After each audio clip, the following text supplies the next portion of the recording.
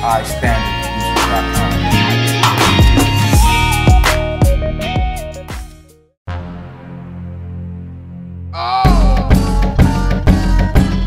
Tek got started in the game basically just by being a mobile DJ, you know, early out in the 80s, I think I would say 83, 84, you know, just doing random school parties, you know, around the block.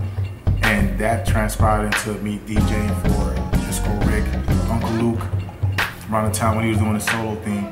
And, you know, I just felt like, hey, you know, I'm playing all this music, I might as well just make it. You know, I know where everybody's familiar with, I could pretty much just create that same sound and have that same energy. So that's what kind of got me started into producing. I felt like being a DJ really helps me production-wise, only because as a DJ, you know what the crowd vibes to. You know what's popping, you know like what you know, like where the direction is headed. You know what I mean? So yeah, it made it a lot easier for me. My first piece of equipment basically was the MPC 60. You know, the Roger Lynn, you know, the big granddaddy of them all. Yeah, that was like the first one. My homie Disco Rick, he used to go on the road a lot. And while we were on the road, he used to use that as like, he had samples in there, then he would tell the crowd to do something, he had sound effects. So basically, I read the manual and I just started rocking with that ever since. And you know, of course, they came out with different versions, and every other version they came out with, I had as well.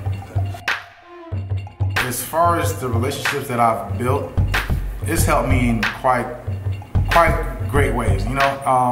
Although I felt like I didn't really nurture the majority of them because I really didn't understand the nature of the game. You know, I was more into just producing, making the music, and not really worrying about the relationship aspect of it, which nowadays is very important. You know, I think if I would have understood that concept a long time ago, then I would have been more successful, so to say. You know what I mean? But so far, you know, I still have a relationship with those key people. But you know, in the industry, people always change. You know, you no longer have the same A&Rs, executives, they change. So, you know, just gotta be constantly aware of that and building new relationships. I think the Miami sound is, I mean, you can hear it in all music now. You know, like I believe we kind of set some of the foundation of hip hop, you know, because with the 808s, it's safe to say that we kind of originated that. You know, we took that to a whole nother level.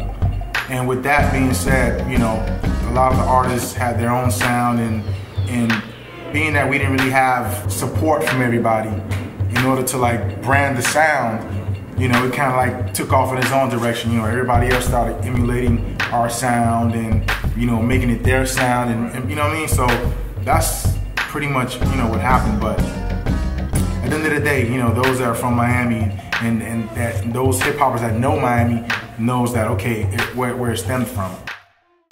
With Trina and Trick per se, like I pretty much know their vibe. So it's kind of easy for me to tap into like, okay, well, if Trina's working on her album, I know what her lyrics are mostly about. I know the kind of music she's about. I know the kind of music she's doing. So I'll kind of tap into that realm and create something for her. With Trick, it's the same thing. Trick is pretty much, he's like, I would say, the ghetto preacher. You know, he speaks the truth. He keeps it like 100.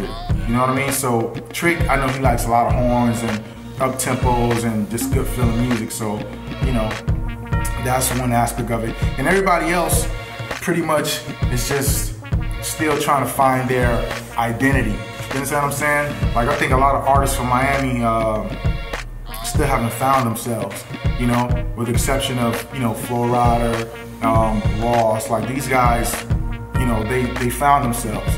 You know, although when they first started, you know, they didn't know where they were going, you know, because look at Flo Rida. Flo Rida is like international right now. But his first single and the follow-up wasn't really on the vibe that it is right now. You know what I mean? So eventually, you know, it propelled to that level. Some of the people that inspire me to produce, producers, definitely James Brown, Isaac Hayes, Barry White, Bob Marley, Quincy Jones, Dr. Dre, Marley Marl, Pete Rock, High Tech, Premiere, Lord Finesse, like the list goes on, you know what I mean? I'm working with this new artist by the name of Stacey Michelle. You know, she's out of Miami. She's doing pop, dance, heavy. As far as, that's who I'm working with mainly right now. Although I've cut a couple of records with, you know, Lloyd. I did a joint with Betty Wright on her last album, that The Roots we played, which is like the biggest thing to me because, you know, Roots is like, you know, it's Roots. You dig? But currently right now my focus is just Stacey Michelle. And I'm also DJing again, you know, but I'm doing a lot of EDM. Yeah. Build relationships, man. You know, first and foremost, like this is kind of, I think relationships is everything. You know, when you're coming up in this game, relationships. As far as, you know, getting submissions, you know, I'll tell them to take a page out of my book. Like I used to just get random acapellas and do remixes, you know, and just put them on the net. Like being that the viral is like, the whole viral element is so important nowadays, and it's easier. You can just make a remix with a current acapella and just put it out. You know what I mean? Or find your contacts and send it to the actual record pool or the actual label. Or find your own artist. Build your own artist, create a hit with that artist, and make them pop. You know, at the end of the day, if that artist popping and you're behind the production, then everybody's gonna come looking for you for that type of production. You know what I mean? You can find me on Twitter at Gorilla Tek, at GORILLATEK. I'm currently working on my website right now, but I'm on Twitter heavy, so you know you can reach me there.